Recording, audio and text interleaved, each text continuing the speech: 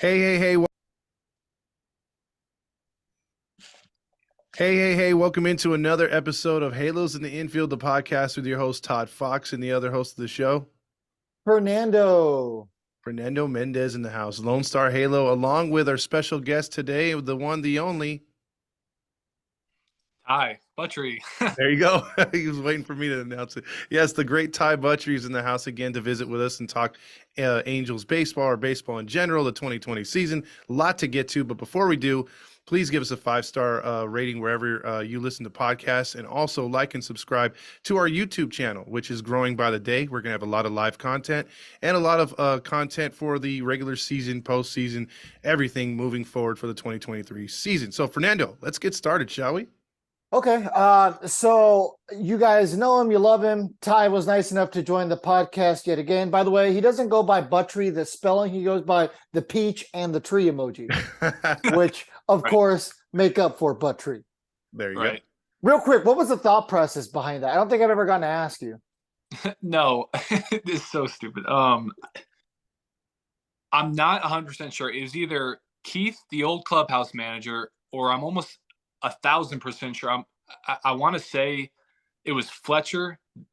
Fletch came up with the peach in the tree, and then I think the clubhouse manager wanted to do another thing, and those two guys kind of decided it, and then Fletch was like, "Hey, but you got to do the peach in the tree emoji." I was like, "That's really creative, Fletch. I like that idea." And that's doing something off the cuff, not really against the grain. Put emojis on my shirt. That's kind of what I did. So I don't know. It stuck, but I like it. I just got to get back to the big leagues in order to do it again. Well, in all fairness, you haven't they stopped doing it in 2019 because obviously COVID, and then they haven't done it since. Yep. So there you go. Wait. That's really? They have not done it since. They didn't do it last year. Wait, they didn't have the Players weekend. No. They didn't have a players weekend, or because the season started late? Maybe. Huh. I'm really surprised. I'm really surprised they didn't bring that back. That was such a fun thing. It had to have been because the season started late or something like that. Maybe, yeah, because the fans loved it too. Because I remember the merch was selling like crazy. There were some really cool ones, like Brad Boxberger. Yeah, he did kind of the emoji thing too. So yeah, no, they definitely need to bring it back. And I liked how the players were able to have their own flair. Like I remember the first time they did it, Cole Calhoun had an ASU shooter sleeve, and you had a bunch of guys decked out in their high school cleats or whatever. It's just it was a fun way to get some creativity into baseball. I'm sure you guys felt the same way. Yeah, I loved it. I thought it was cool. I'm really not a creative person. I think I try to be super creative. Mm-hmm. And for instance, going back when you get you get your Xbox and you have to come up with your name and stuff. I was always notorious for having the dumbest screen names. I would freeze and I would freeze. I'm like, what is it? I can't come up with something creative. So I ended up doing something super generic. That's why when Fletch was like, dude, do the emoji, I'm like, okay, yeah, that's a great idea. So okay, I don't. Fair enough. Yeah, if when you get back to the show and they do the players weekend, you got to have bricks on your cleats this time. Just saying. Well, believe it or not, so before I retired, I flew in a famous graffiti artist named Adam Fu, and you probably know Fernando, but he literally did these awesome paintings in my house, which that's just a whole nother story. But I had an awesome crazy spider web with this orange and white spider, and then I had this drip graffiti thing. And the whole idea, which people don't know, we were trying to make a content house, actually a content creation home. It was a whole business idea that Sam and I went down with. Anyways, long story. That's kind of where Drip was formed originally. But I was going to have him do, we were going to do really badass. He was going to he's a famous graffiti artist, and he was going to draw and paint my cleats. And dude, it was he was like, oh, we're going to break the internet with these. And yeah, I think I actually have a pair, but it was kind of sucks. But anyways, that's just a little side story. Well, maybe you still have the cleats? There were shoes. So okay. Yeah, they're not cleats. I had to break it to him. I was like, yeah, I actually retired. So he's like, well, can't do it anymore. I'm like, no, it's definitely not something that I can do right now. Well, Can you something jazz to up look my forward to now. Yeah, Yeah. can you jazz up my loafers? My Doc Martens. There you go. Okay, so we brought Ty on to talk about the 2020 season, and just like what went behind it. Not exactly the politics of 2020 and the shutdown and all that, but to talk about it from a baseball perspective. Talk to him about what it was like when the shutdown happened in spring training. What was the feel? What was it like for Sam and himself, et cetera, et cetera. So all this really dates back to March 9th when things really started to get serious and the talk and the chatter started. So that was the day that all 30 teams had a press conference, and they mutually decided that the season was going to press on. They weren't going to, delay anything. Opening day would still be on the 26th. Everything was going to be fine, right? Well, so we thought. March 12th is obviously when the world shut down. A lot of people remember that day. The NBA shut down. Disneyland, Las Vegas, you name it, it shut down. And that was the day that they canceled spring training. Do you remember that day, Will? Oh, I remember it really well. Wow, I don't even, man. I've been saying this a lot lately. So the question, like a lot, obviously I've done a lot of reflection, and you guys know I'm definitely I think probably a little bit too much. I'm always, reflecting, trying to gain a new perspective, trying to understand, trying to figure things out. And that whole time, man, like going back to 2020, Sam and I were in California. Like I just got off my rookie year. I mean, shit, I was set to be, a late inning setup man potential. Like, I had high hopes for myself. The club had high hopes for me. Obviously getting, coming in with the year I put up, I was excited and I trained my ass off. I mean, I worked so hard. I did all these things. I was training out at Angel Stadium. Sam and I were enjoying our time in Orange County.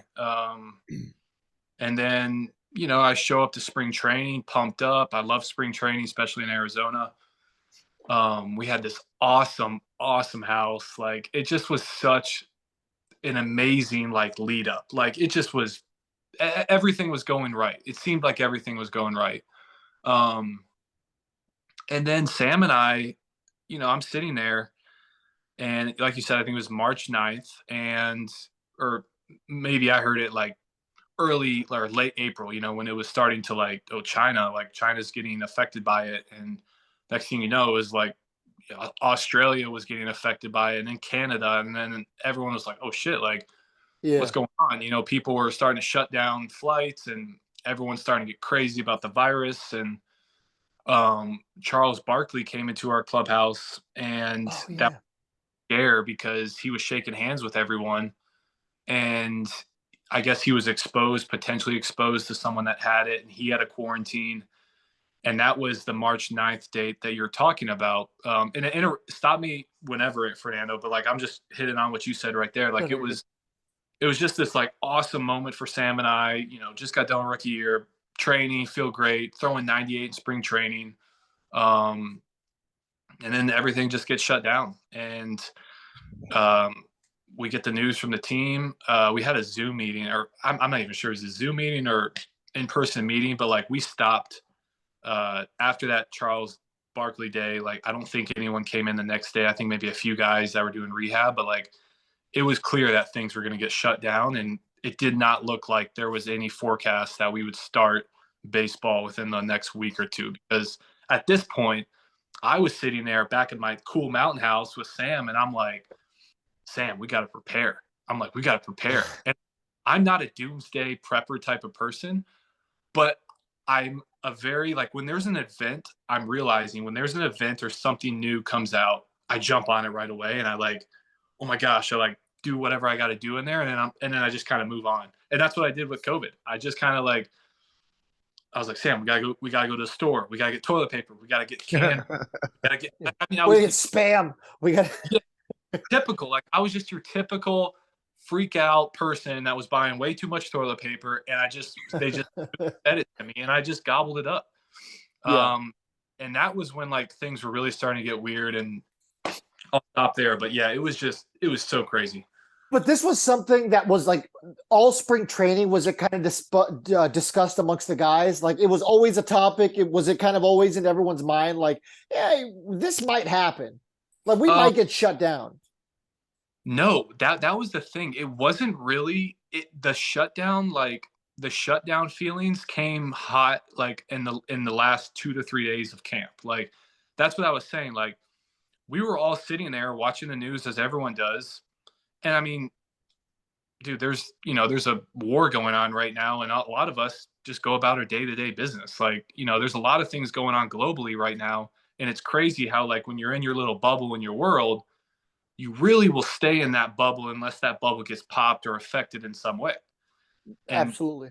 that bubble got popped for us, and it got affected, and everyone once Trump put the ban on the travel ban. Yeah, the travel ban. I think that's when people really were like, that's for me at least when I was like, wait, what's going on? Like, we're banned. Like that's when it got serious. But like Charles coming in was kind of like the cherry on top that made everyone just be like, whoa, okay, I have to quarantine now. But it wasn't really like, at least for me, like I don't remember it being a lead up. I remember like, oh, this is getting serious. In 2-3 days, we're not in camp anymore. We went from like playing games and working out to 2-3 days later being like, don't show up to the field. Okay, so the carpet really was just ripped under you. Yes. Okay. Yes. Well, let me ask you this, Ty. When the announcement was made either to go home and quarantine or shut down for a couple of weeks, like they expected the nation to do at that time, or the Charles Barkley incident, did people like right away be like, hey, you know what, we can't shake hands all of a sudden? So like maybe leading up into that meeting, you guys were fist pumping, shaking hands, giving bro hugs, and then all that stopped? Because real quick, before you answer that, my dad was going to church and literally everyone came in hugging everybody like they normally do. And then when they made the announcement halfway through that, hey, we're not going to have in-house church visits or meetings until we're given the okay to, nobody shook hands with everybody. And it's like everyone automatically thought everyone had the plague. Yeah. No, Todd, that's a great question. And that's kind of where I was trying to say, like my memory, it's definitely that it was foggy. I remember I was on the elliptical thing. It was like this weird, cool elliptical. I don't even know what it was, but it's called the arc trainer. I was on the arc trainer and Charles was coming in behind me, or I think I was on the treadmill. It doesn't matter. But that moment, people were shaking his hand. Like guys were shaking his hand because teammates were like, oh my God, I shook Charles Barkley's hand. And I don't think I shook his hand. I think I was about to. I think I turned around like all sweaty and was like, hey, what's up? Turned around like, I didn't need to say that. But that's when like after that incident, that's when it like escalated to the point where everyone's like, oh crap, I shook his hand. Crap, we shouldn't be together right now. And that's what I'm saying. Like it went from like, let's watch this, let's see what's going on, to okay, I think somebody was infected, to no one showing up, and now we're having a Zoom call. And that was kind of the extent. Like there wasn't really, I don't remember coming into the field the next day after we got the text saying, hey, like potential quarantine, stuff like that. There was no, to answer your question though, like when we came back, that was probably like how most people, like no one really was shaking hands. Everyone was giving fist bumps. Even when we had masks on, like there was just the protocol. And as the season went on, people were like, okay, I'm over it. Let's just shake your hand. I mean, I'm spitting on the ball. I'm not spitting on the ball, but I'm touching this ball, throwing it to my catcher. There's so many germs and stuff flying all over. Players were like, let's just go on with our business. At least that's how I was. Was there a lot of players still, because I know you guys share snacks and stuff like that, like the little things. Were you guys keeping the mask on, all throughout the dugout or in the locker room? Was there like no showering right now? Or was there like a protocol in the locker room that had to be followed by Major League Baseball? Yeah, was there different kind of like standards to where now they're going to space out the lockers? You don't have to out teammates, but was there like specific protocols? Like, okay, every other locker, like did Major League Baseball institute that kind of stuff? So I don't I think we had like our lockers were still the same because you guys Okay. got to understand, like it was, when we came back, we had to do testing regularly, daily. I mean, Yeah. I was that tube, I think 2 times, 3 times, like a day almost sometimes. And those were And the old school tests where like it went down to like your brain. Remember, it was the really long ones. You're like gagging because yeah, it goes up so far in your nose. That's what I was going to ask because I gotta think they were very anal about making sure you guys had zero symptoms. Yeah. and we had a person checking us in every single day that would take our temperature and we would spit into the vial. And then if we wanted to do like a rapid test or we thought we had symptoms, and this is still done to this day, even in like AAA, they would stick the long needle thing back there, and that's the rapid test, and it would test in 20 minutes, and that's if you're not. But going back to the season, it was pretty clear that like the league was open and okay with the players mingling and doing their thing. I mean, we had our masks on. We kept it on inside. It was kind of more of a if whatever you feel comfortable with. Obviously, staff had to have their mask on, which I wasn't for. I don't think any of the staff. It's a team, so I think it should have been one rule. I think the team staff is like the same as players. We're in the same thing. It just didn't make any sense that staff had to do it, but whatever. That's not my role. To really my battle to fight. But no, like I said, Todd, like at first everyone was super, we would do the mask over the nose. And then like as time got on, it was like the mask below the nose. And it's like, hey, mask above the nose. It's like, crap. Okay, here you go.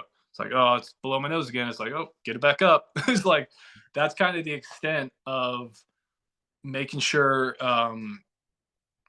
like, it was just weird because guys weren't weird about it. I mean, everyone, like everyone was kind of talking like, hey, is she good? Like, is she out visiting other people that she's going to come back and get you sick? And like everyone's wives did a great job of that. But no, there wasn't like a weird, it didn't, I guess to summarize all this, cause I'm just rambling right now. Very good. It like messed the flow and like the chemistry that we had. It didn't mess that up, that's my biggest thing was like, I didn't want the team and I didn't want people to like act differently because we have a virus going on. It's like, we're here to play baseball. That's what we're going to do. And that's what we did. And that's what we focused on.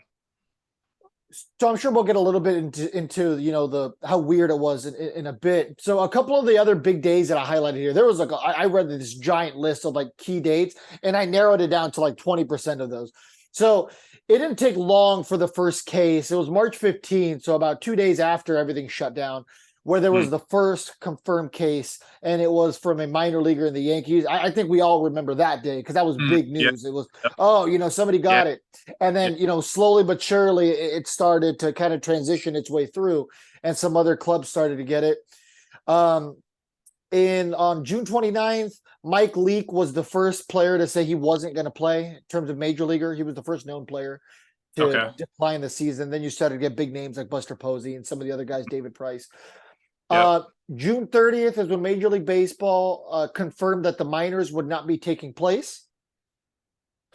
That was also a pretty significant moment. And then July 6th was the big day that the MLB and the Players Association mutually agreed on a 60-game season. Okay, so what was your mentality like for you and Sam on July 6th to hear like, okay, hey, there will be a season? And were you guys told immediately that day, like, okay, hey, report to spring training, or whatever they called it, summer camp? No, it was they gave us like a month window. Like we had a good month window. Okay. I don't have exact dates of when they texted us, because the reason I know that is I was in Florida, so I left from Arizona to go down to my gym in Tampa to continue to train and work out. That's another story, but that's where I got the RV. That's where a lot of the leaving the game and a lot of the stuff just kind of stemmed from this RV and going out and just traveling the world. But I guess you could say, yeah, they gave us like a month's heads up. I was down in Florida. Sam and I got the RV, and I had 2 weeks, I think, or 3 weeks to get across the country to Newport Dunes where I was staying for the mini like 2 week spring training that we had to do. And that was weird because I just went, I was like training, but I was like super ramped up, and then I got ramped down, and then I had to ramp back up again. And it just was just weird. It just was weird. It wasn't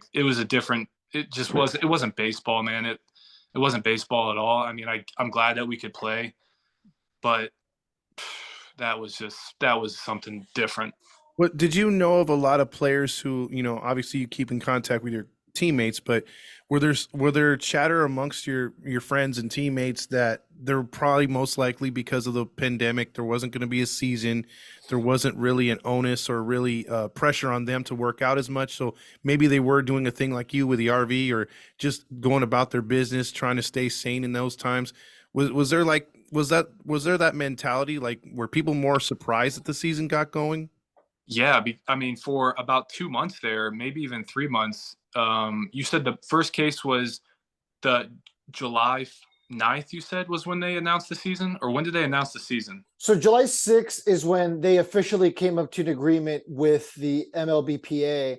Right. But the first confirmed case was on March 15th with the Yankee minor leaguer. So over those March, April, May, yeah, so like 3-4 months, like 3 months, like it was 3 months where we were just waiting, like guys were training. So you got to think, like 3 months into the season, we're sitting there and it's like, okay, there's no shot we're playing. I mean, I was trying not to let my head go there because I didn't want to check out. And I did go there for a little bit, just because I'm like, geez, man, it's 2.5 months and it doesn't sound like we're even close to agreeing.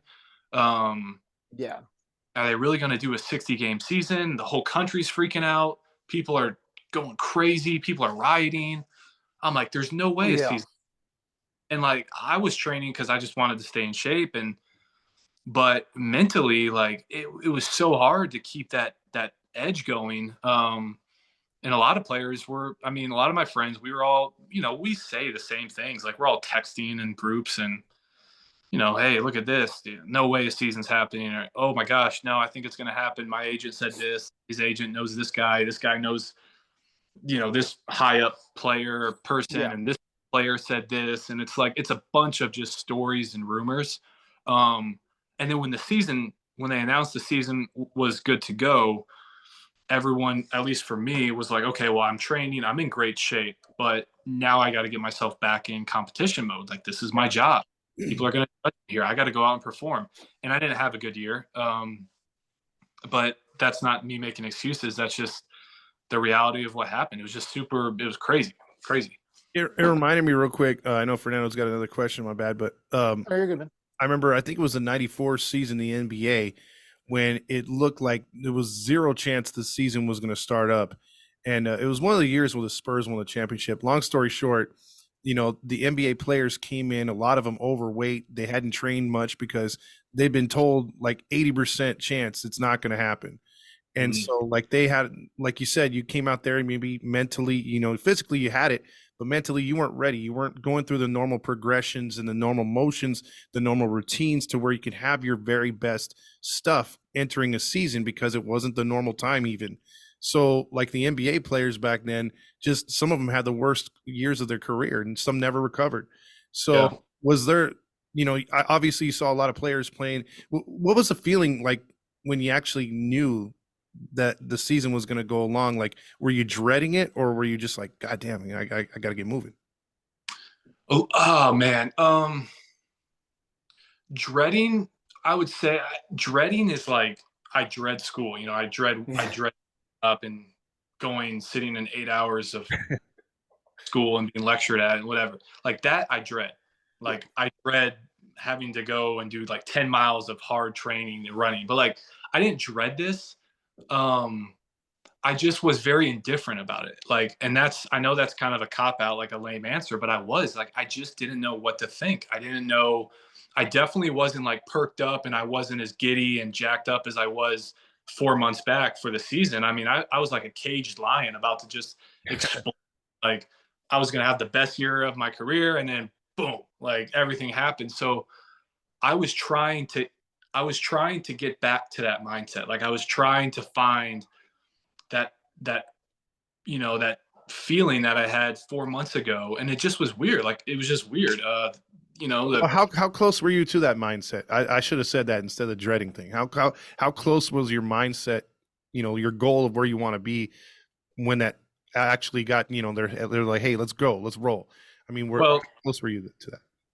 It was great, except for it did get there. Except for I changed my delivery back in when I went back to Florida. I attempted to get even better, meaning like I attempted to change my delivery and figure something out that was going to make me throw even harder and have a nastier curveball. And I just completely lost who I was as a pitcher and what I did well. And that was kind of like, that was something that was really anchor for me during that season. Was I just wasn't comfortable. You could tell my velo was down. I was getting hit, giving up runs that I never gave up, getting hard hit contact like I didn't give up. And so it wasn't, I was fighting that. The first day I go out and I was throwing 99 miles an hour, and I think I spiked like 7 balls or 8 balls into the dirt and walked it was like my first closing job. And then something in my forearm happened, and then something in my calf. And I'm like, great, this is not how I wanted to start this season. And that's kind of what it was. It was just like, all right, what's wrong with my delivery? Crap, I got this little forearm thing.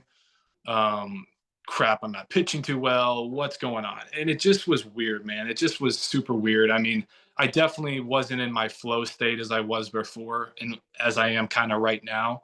So yeah, like it was, I tried to do the best job I could to get myself ready. And I did everything I could. I worked my butt off. Okay.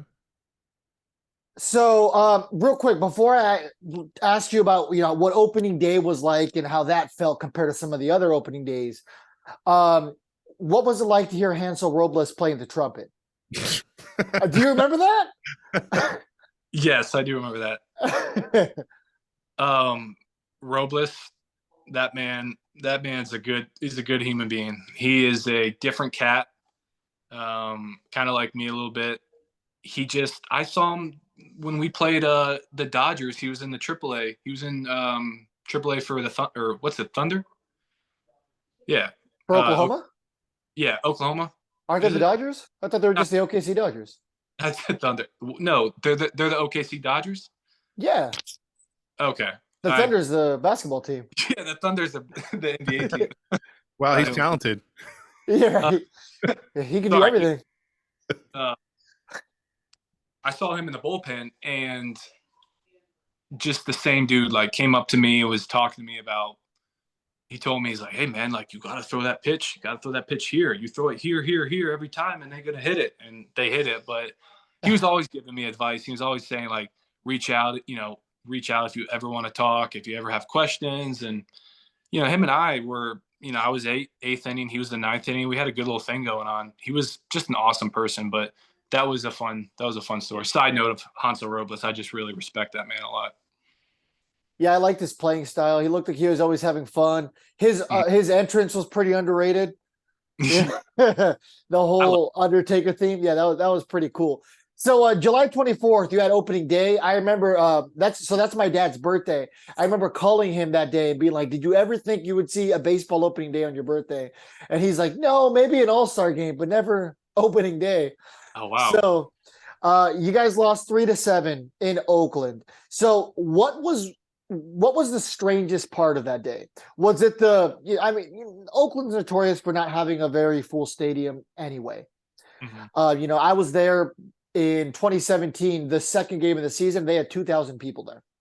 So, notoriously, it's pretty empty there on a random Thursday. But to have 0 fans there, cardboard cutouts, and large teddy bears, what was that like? Well, I will say the night games were definitely better in terms of atmosphere and just a vibrant, energy in the air than the day games. The day games were brutal. Those were tough. I hated the day games. I already don't like day games, but day games during COVID was miserable. I know that's a pretty dramatic take, but that's an honest take. Would you say eerie? No, I want to say eerie. I would Okay. say maybe some night games. Maybe the night was a little eerie, getting done, not having any fans outside the stadium, not having really any people in the hotel, and that was a little eerie, but it wasn't eerie. It wasn't like this is creepy. Like it wasn't like that. It just was different. But that first game was, I wouldn't say this feeling, like I've clearly had a strong stance about this since we started talking, but I wouldn't say like this feeling of, I didn't like it and it was weird and it wasn't baseball and all these things I said. It wasn't the first game. It wasn't like the first couple weeks. It was later into the season a little bit, when it really started wearing on, just not mentally, just this is really odd, like they're not gonna let any fans in, because I think there was talks that there was a potential, like towards the end they were gonna do a half capacity thing, or maybe yeah, or Like the Rangers were doing a half capacity. I believe the Astros as well. I know for sure the Rangers were. Yep, they were doing. You're right. We played there, and I remember we played there, and they had fans. That was towards the end.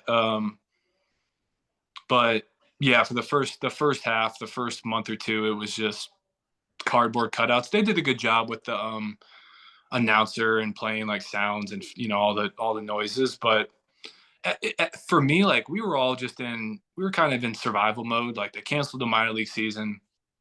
We all just had this season. We were all happy because we were getting a year's worth of service time. Even though, guys got their salary cut a little bit, which wasn't fun, but we make a lot of money. So it's not like guys were really hurting at the end of the day. I know that was something that was not enjoyable. Guys were, especially dudes that just signed their first big year contract, and then it just. I mean, look at Rendon, right? He signed his first big contract. I mean, he was making some decent money with the Nationals with arbitration, but he had just gotten his big payday. So, yeah, that was interesting. So yeah, I don't know. First game was fine. Like I had a ton of adrenaline. Like I said, I came out and I was sitting 98, 99, and then I spiked like 7-8 balls into the dirt, and I'm just sitting there like thinking, what the heck is going on? Like, why did I just do that? But yeah.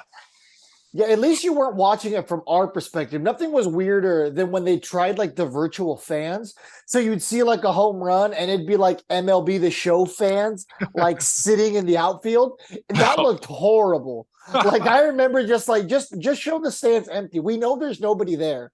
It's not like because there's no fans there. It's because there's no fans that are allowed to be there. You know? Right. So yeah, I don't know. Like I would imagine out of your end, the fake crowd noise would have been would have just been weird. But I'm not getting that impression from you. It was honestly more like, I guess it was more like laughing. Like the tone for a lot of this was humor. Like a lot of us, we tried to have a sense of humor through this because that was really the only way to rationalize what was going on, was to just laugh at it. Oh, we got to spin the tube every day, and oh, we got cardboard cutouts, and oh, we got fake sounds. Like, you just laugh at it because that's really the only thing you can do. I mean, there's nothing we could do unless we wanted to sit out, which some guys did. But yeah. It was weird because I remember seeing certain games, certain teams, you'd have their training staff sitting in where the audience was, where the cardboard cutouts, the bullpen guys were like way away from each other. You could tell which players it affected. Like, they're wearing either a mask or a scarf during their at bat.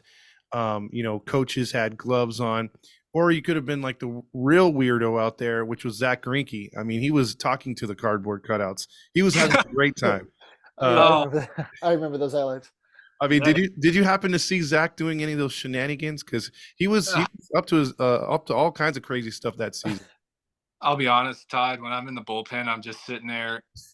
Like I usually get down there at the bottom of the first or the top of the second, and I'm just kind of in my own little world down there. Like I'm talking to the other bullpen guys, talking to the bullpen coach, and then after the fifth inning, I'm just stretching, warming up, doing my thing. I didn't really see much, but I'm sure the stories I've heard. He's such a good pitcher, man. I respect Zach a lot. I respect him. Oh yeah, yeah. But I'm just saying, like he's a different cat altogether, and Mhm. that's probably good though. That probably got you through most of that season because having to focus on when you're going to come in and stretching in different situations, you kind of blurred everything out, and maybe it got you through those tough day games, like you said, or night games where there's not the fans there, and it could become a little eerie, a little weird. Yeah, it made it made the games a lot longer too. That was the biggest thing was those 60 games. Those 60 games felt like a normal 162 game season. It was really, really odd. Just because also you knew a lot was on the line. I mean, these games, you lose one, it's like losing three or losing two, or like it was a big deal every time you lost in one. It sucks that we couldn't, that would have been so fun to take. You guys did make a really good run there. Yeah. Yeah, it came to the last 3 games. It was against the Dodgers, right? Like I think you had to win all three, and you guys I think would have gotten in like with one loss from I forgot exactly who it was, but I remember it was you had to sweep the Dodgers. Yep, and that was going to be tough at that time. Yeah, they were a hot team, and that was the year they won it all. So say what you want about that, but they got to the playoffs and they did what they needed to do. But so to talk about that, so I heard stories that going into that playoff push at the end for you guys had to like quarantine and like get into a bubble just in case, because weren't the playoffs bubbled by Major League Baseball? The playoffs were, yes, and I'm not going to speak on that. And like I said, I'm sorry that I don't remember a lot. I remember there being towards the end of the season. It's really weird. Like I've actually been on thinking about this for a while. My like short-term memory is not great. It's never been great. But when somebody reminds me or they fill me in, it's like it comes back. I'm like, oh, I remember everything about that, but I don't know why. So I'm trying to do my best to remember only 3 years back. But we'll do this interview again in like 10 years. Yeah. and then Ty will be like, oh yeah, that's right. I ate a hot dog the second to last game of the season. I mean, it was a pretty monumental time of my life. I mean, I don't know. Anyways, but it's like there was towards the end, like there was questions about like players' wives because we had to make sure if we were going to be in the playoff hunt. Like you said, we were only a couple games away. I remember everyone like talking about like making sure the wives were, quarantined or in a good area because, as I said, like I was a person who reacted really heavily to COVID, freaked out, bought the toilet paper, did all the things. And then I was sat there for like 3 months and I'm like, okay, I think I freaked out a little bit too much. We all did. I'll go leave my house now. Yeah. I'm gonna go say hello to another human being. But anyways, Yeah. that was kind of an issue because certain players, were super strict and super, for all the right reasons, they were taking all the precautions. Maybe I wasn't, certain guys, maybe not as much, especially as the season went on.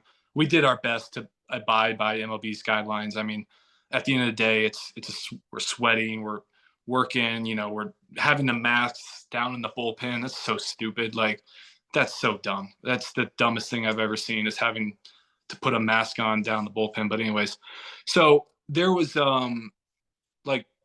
there was a communication within the team to make sure players' wives were in a good spot in case we had to go to the playoff bubble because they had to be like quarantined 14 days in advance or they weren't allowed in the bubble.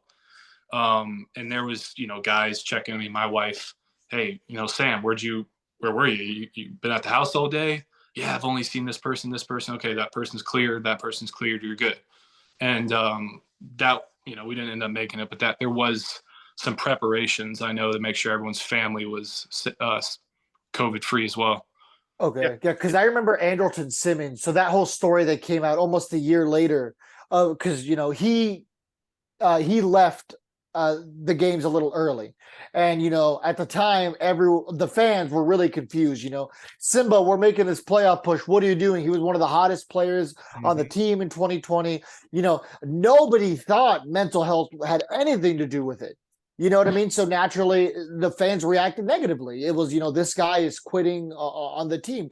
That's, Twitter. Twitter can be a really toxic place, and that's what it was towards Andrelton. And, next spring training with the Twins, they asked him, and he was really honest. He was really open, and he had said that it took a toll on his mental health because of that, bubble near the end of the season where they had to quarantine, and you almost lost that freedom because you needed to get into that playoff bubble.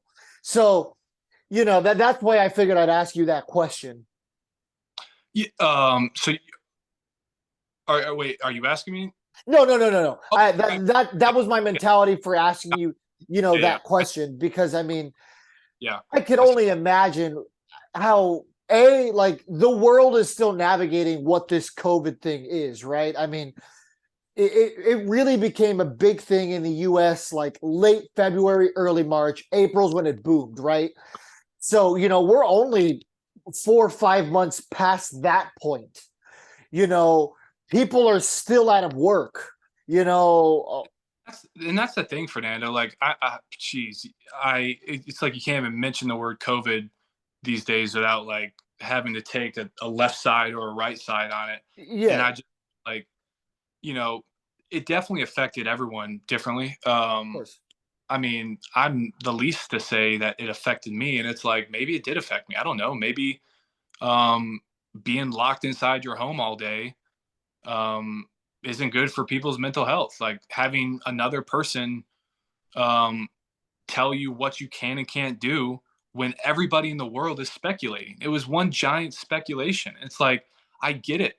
I want to respect health officials. It has nothing to do politically or this and that, but it's like at some point, a human being's got to be a human being, and you can't force control over people. Like you just can't. Like I get it. Like it's we're trying to keep everyone healthy and safe, but there's something to be said when a person who has free will and to do whatever they want on any day for the rest of their whole existence, now all of a sudden is being told, you can't leave this, you can't do this, you can't do that, and you can't do that. And it's like, okay, like and it just was a lot, man. It was a lot. It was annoying. It was aggravating at times, but you gotta respect what was going on, and people were dying, man. Like it was a terrible thing that happened. It's still going on. It's just like, hopefully we can look back on this and just be like, done. That was in the past. Let's just erase that side out from the history books. But yeah, because there's really no correct answer on everything. Like you got China right now still, their citizens were mad that they were watching the World Cup and no one's wearing masks and they're locked inside quarantine. Right. Still. So, I think it affected everybody from yourself to Fernando to myself. Somehow, some way it took some sort of mental toll. It aggravated, it made us frustrated. It scared us.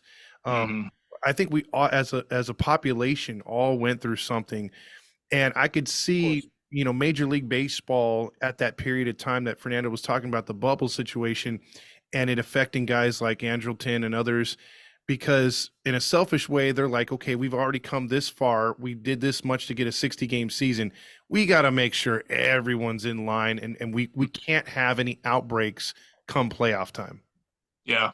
Well, because the outbreak penalty was so strenuous. Yeah. Person had it, man. It's like that was the kiss of death. I remember one of the teams got it, and it was like, well, there goes their season, because it was the Marlins. Yeah, the Marlins, the opening week, right? Something like that. They had like 17 cases or something, like almost the entire team. That's why everyone was so surprised they made the playoffs. They basically had to go into their what do they call it back then? Taxi squad? Yes, taxi squad. Yeah. So it was like that was the case. Like I don't think, I'm speaking for myself, I wasn't afraid of dying. Maybe the first 3 weeks, because I thought it was like the bubonic plague coming and like the whole world to get wiped out. That's how I thought it was. But there's a lot of healthy athletes. I'm not going to make assumptions past this point because I'll probably get trolled on Twitter or something, which I don't care. But anyway, going to get canceled. Cancel me. I need to be canceled. Honestly, that's my quickest way out. I wouldn't mind. We'll just blame 3.0. How about that? He did the interview this whole time. You guys fell for it, suckers. I already get canceled enough talking about NFTs, and now I'm talking about AI and integrating with my brain and a whole bunch of other stuff. So no, anyways, yeah, it was just crazy. And the fact that people like, I think that was it. Like, people didn't want the stipulations and the rules. I mean, it was, like you said, it was the kiss of death. The season's over when you're losing your top guys. So, we're all competitors. We all want to make it to the bubble, and we all wanted to play, and we did our best job. I mean, we really did. So I guess, so you were with the Angels for the very end of 18, right? After the trade in September, you'd come up, you finished the year there. 19, you had your rookie season. And then, 20, you had that short stint because the year was cut short. Let me ask you, out of those 3 years, obviously 18, you're only there for a little period. What year did you think that you guys had the best chance to make a playoff push? I know that's, non-COVID related. I guess that's just my last question before we get to some crypto before you leave. Well, 18 was, geez, I was in like euphoria mode, right? Like, I just got called up, I got traded, I was pitching really well. I was coming in as a closer, and I was getting holds, and it was awesome. I just was, I had friends and family. I was making money. Like, I wasn't even, I mean, I was caring about the team, but I was like, geez, it doesn't look like we're going to make it to the playoffs. I think there was a shot to maybe get to even 500. And so the 18 year was just taking it everything in, meeting all the new staff and players. 19, I guess that would be, I would say technically 20. Like 20, we definitely, we had some dudes, like we had some, we got the kinks out from 19, and we had a whole new, that was the best part, was we had a whole coaching staff, which I'm still upset about this.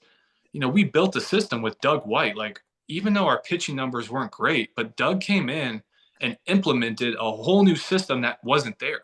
Introduced analytics, introduced reviewing, like actually doing drills and helping guys, and not just changing grips and saying, okay, go out and pitch. Like, he actually cared. And all the coaches did. All the coaches came in, and then we cleaned house. Brad was an awesome guy. I mean, he was a great manager. And then we just cleaned house, and it's like, all that chemistry that we built and all that preparation and all these talks over the offseason, it just ended like that. And I'm like, what are we doing? Like why was this the case? I mean, it was frustrating. 19, I think, to answer your question, like, I would say every year, I was 19 and 20, I was saying it's our shot. But like I said, I was just trying to do my job as a pitcher, being a young rookie. Like, it's like, take care of my job. Let the managers take care of theirs. Let Trout and Ohtani and those guys be them. And I'm going to go out and I'm just going to throw gas, and I'm going to strike guys out. And that literally, guys, like, that is my mindset to this day. Like, I don't check media. I don't really check what we're doing. I don't really check a lot of things. I'm just like, what is my job? What do I have to do to be the best at it? And how do I do it? And that's kind of what I tried to focus on. So, like, I don't know, like, I can't even remember who was supposed to be our best year, 19 or 20. You guys probably know more than me.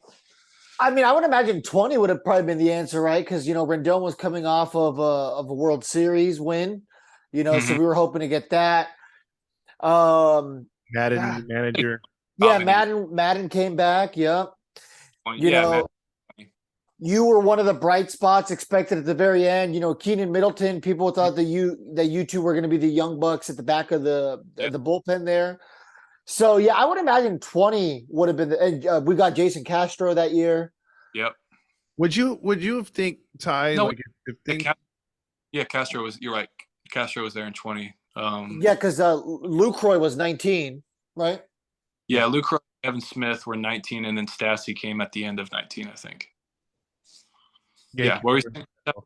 I was just going to ask you to follow up on that. if the 2020 COVID outbreak didn't happen, you were able to have a 162 game season and everything went according to plan, according to everything that you set yourself in your career up to that point, would that have affected your future, decisions as far as taking a step back from the game? Had you been able to play a full season at your full capabilities and reach your goals, would that have changed your mindset moving forward? Yeah, I think COVID impacted, like I said, I hate to be the person that's like, oh, it impacted me mentally and I couldn't do that. Like, I hate the victim mindset. And that's not, It's any, not. It's not. It's you being honest. Yeah. Not a slight to anyone that says that, because people do have legit mental health concerns that need to be seen by a doctor and they need help. And that's the fact. So like, I just didn't want to look at it like blame. I don't want to blame anything on a bad performance ever. So that is, I want to say that first. And to answer your question, I definitely would have not retired. I definitely, my life would have been completely different. I would have probably still been out in California. I probably would have 3 to 4 years under my belt right now, and a lot more strikeouts and a lot more stuff to my name. But the man and the person that would have came out at the end of that tunnel, mm-hmm. I don't think would have been a person that I would have liked. Gotcha. I was in my 30s and 40s. I don't think I would have liked that person. And I think I would have gotten to a point where I would almost have lost myself, I guess you could say. It was like, and I didn't like the path I was going down. I was getting really caught up in the fame and the money, and I was getting caught up in what people thought.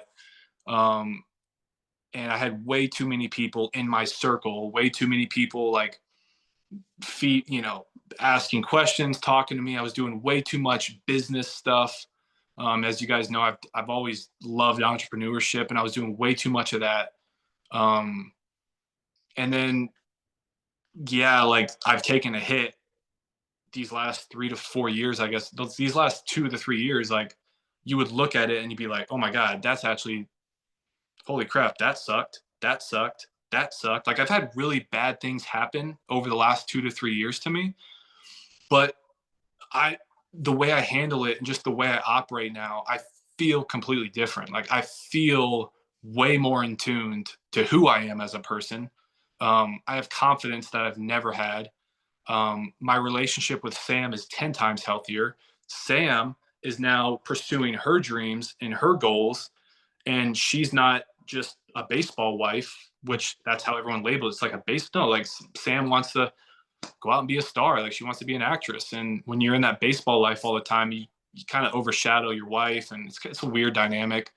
And so Sam is doing her stuff, and allowed me to kind of like reset, light the match, pour the gasoline on the old tie, burn it down, build a new one up.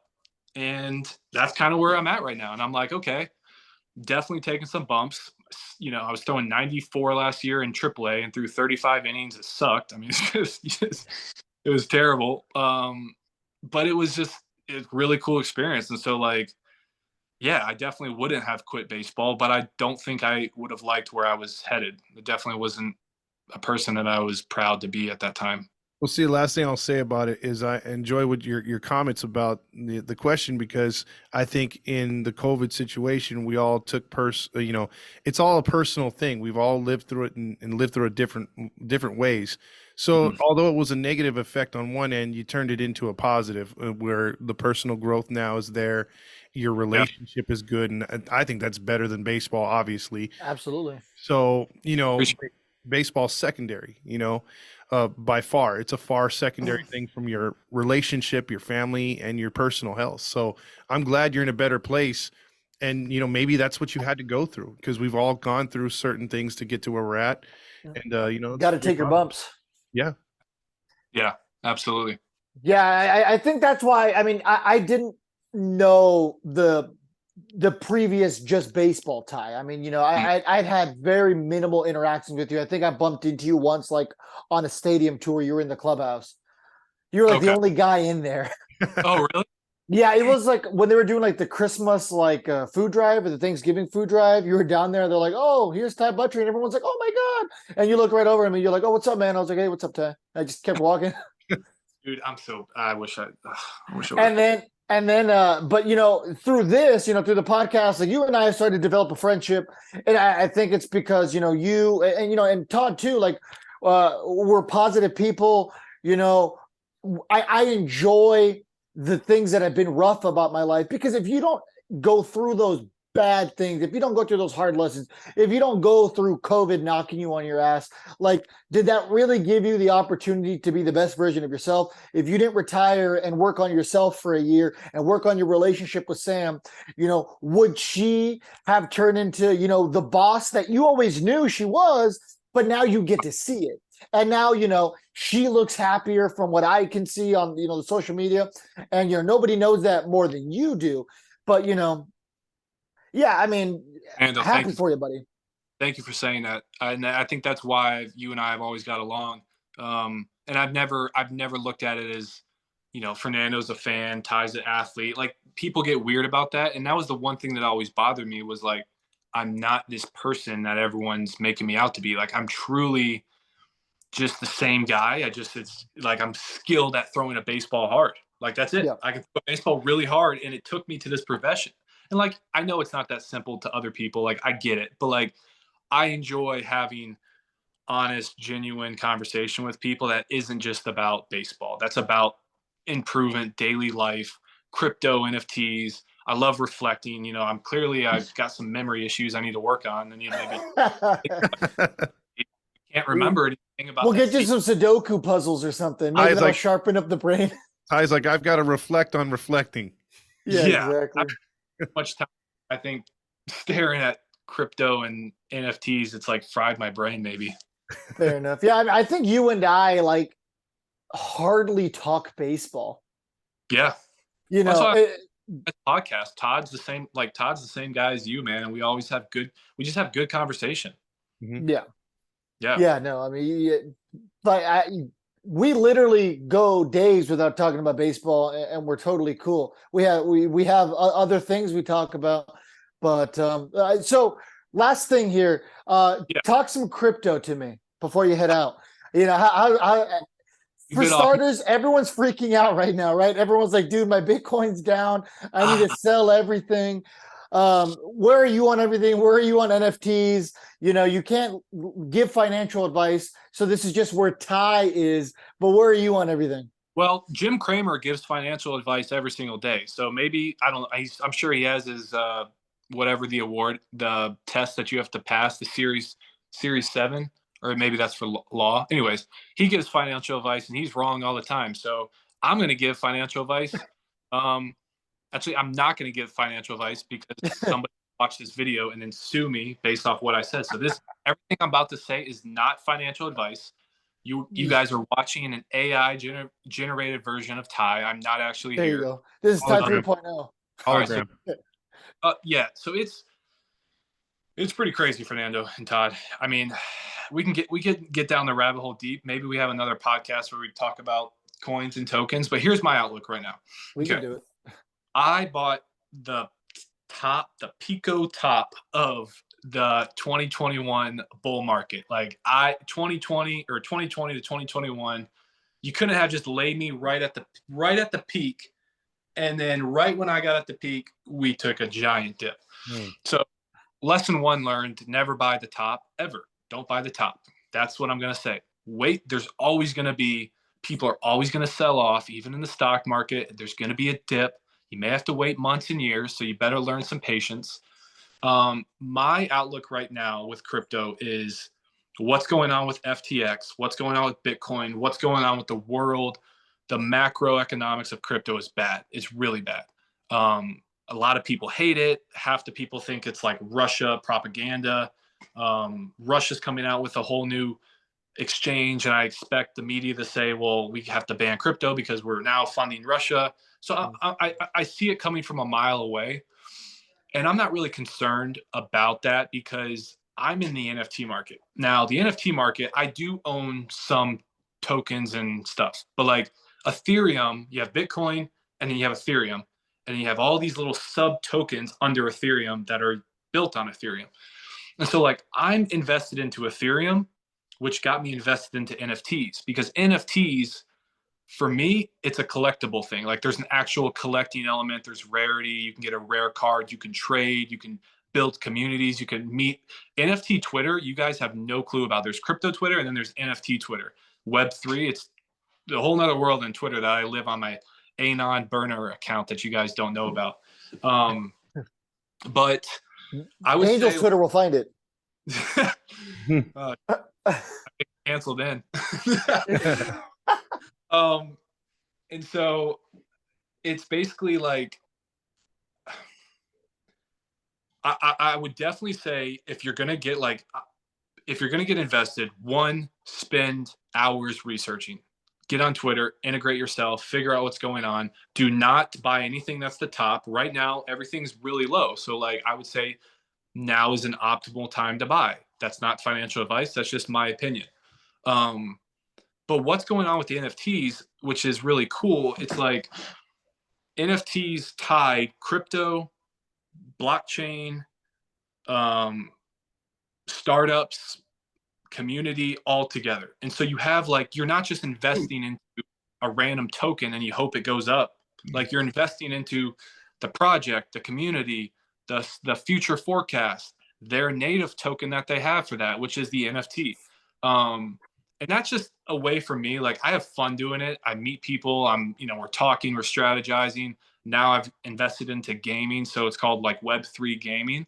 It's all native, like crypto based, but like I said, we can get a rabbit hole. I can go on forever. Right now, my biggest play is a game called Wolf Game. I'm heavily invested into that.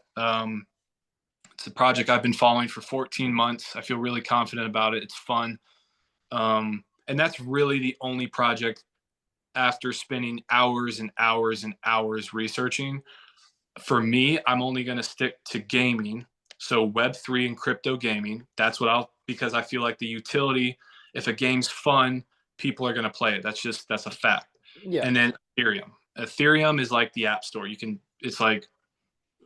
just the whole thing. You can build and build and build on it. So Ethereum and NFTs, everything else, I don't even waste my time reading or researching about. Well, I'm glad if anyone's listening to this and is interested in the crypto. I'm fairly new to it myself, but one thing I'm glad that you gave out some good pointers. Do your research is probably, like you said, the best thing you could do, because lately in the news, I don't know if you've been following it, but Logan Paul had gotten exposed for his crypto scam. It sounded great, and he used his platform to dupe a lot of people. So I never invested into one of those projects, but yeah. Yeah, see, that's unfortunate, and you got to really do your homework, like you said. And unfortunately, like some of these people just see, oh, Logan Paul's into it, I'm gonna jump on it. He knows his stuff. And you got to find reputable people. And I like the fact you're going through a gaming type style that usually those are legit, and so. Ty's been talking to me about this for months. I remember like the beginning of like 2022, like being told about this, like, oh, it's kind of like Minecraft. I was like, oh, okay.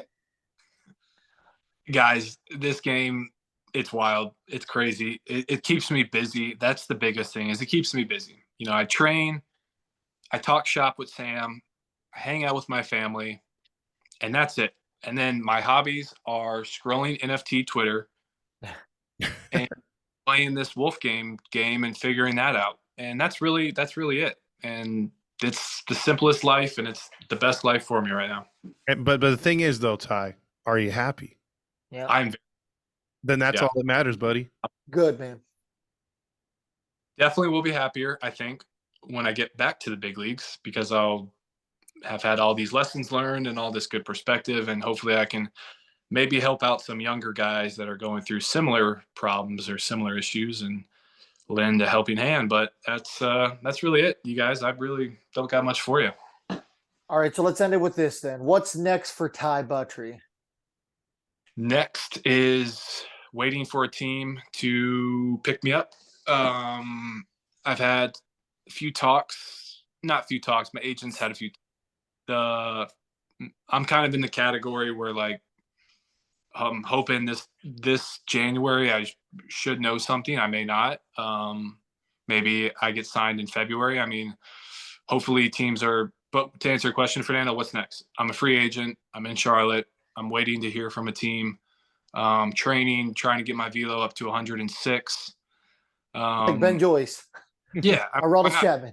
Not just trying to throw as hard as you can, and then you don't have to worry about anything. You just throw 106, and you can put it right down the middle, and no one's going to touch it. So I'm trying to simplify the game of pitching just so I can just throw hard. And everyone likes people throwing hard, but I got some work to do because I'm only topping out at 95 right now. So I got to get this body going. So hey, you did hit 96 a couple days ago, right? You had said on Twitter. No, I hit 93 a few days. The week before, I was up to 95 on the shuffle step. It's a kind of like I said, it's kind of hard to read my tweets. I'm not the best at explaining them, but like the shuffle step, I hit 96 and 95. Okay. That's where you run and you throw the ball. And then off the mound, first bullpen was 91, and the goal is to sit 96 come spring training. Like I want to sit 96. And I think in 19 I sat 97.2, which is really good. Last year in AAA I was sitting 93.2, which I don't want to be that.